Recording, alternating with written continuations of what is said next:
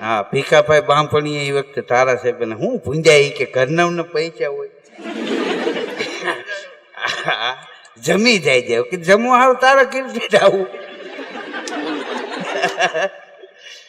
ઈ કલા પ્રેમી કદાચ નહીં હોય ને કે ઈ પાછા આવે હો સાંભળવા. હા ઘરનામને શું પૈસા દેવાના હોય, તમારે શું લોકોને પૈસા ને કરવા છે કે તું માથે બાંધે ને તો ટાટેક વળે કીધું સાહેબ. હા હા મજા બહુ આવે. માટીના લગડા કુંભાર ગધેડા ઉપર હારતો.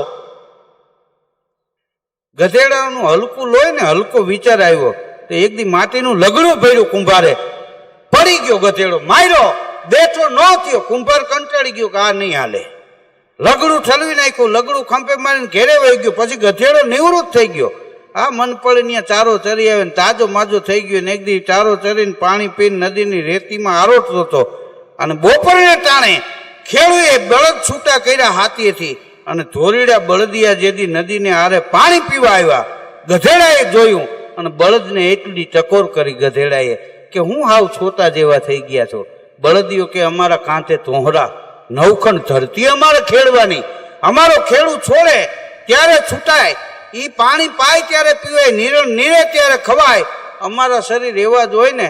ગધેડો કે ઈ તમારી મોટી ભૂલ છે. કેમ કે માટીના લગડા દરરોજ કુંભાર મારા ઉપર હારતો, એક દી હું ઢોંગ કરીને પડી ગયો, મને માર્યો, હું બેઠો ન થયો, કુંભાર કંટાળીને વયો ગયો, ત્યારથી હું નિવૃત્ત થઈ ગયો, જો હૃષ્ટપુષ્ટ થઈ ગયો, તાજો માજો થઈ ગયો, તમે આવું કંઈક કરો.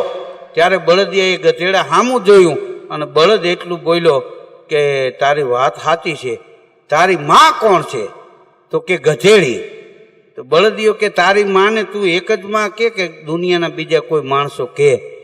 તો કે ના હું એક જ માં કહું છું. તો કે ગધેડાને બળદ કે સાંભળી લે, તારે ને મારે ત્યાં તફાવત છે. કેમ?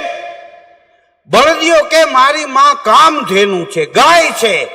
અરે મારી માને હું એક માં નથી કેતો, આખું જગત જેને માં કહે છે.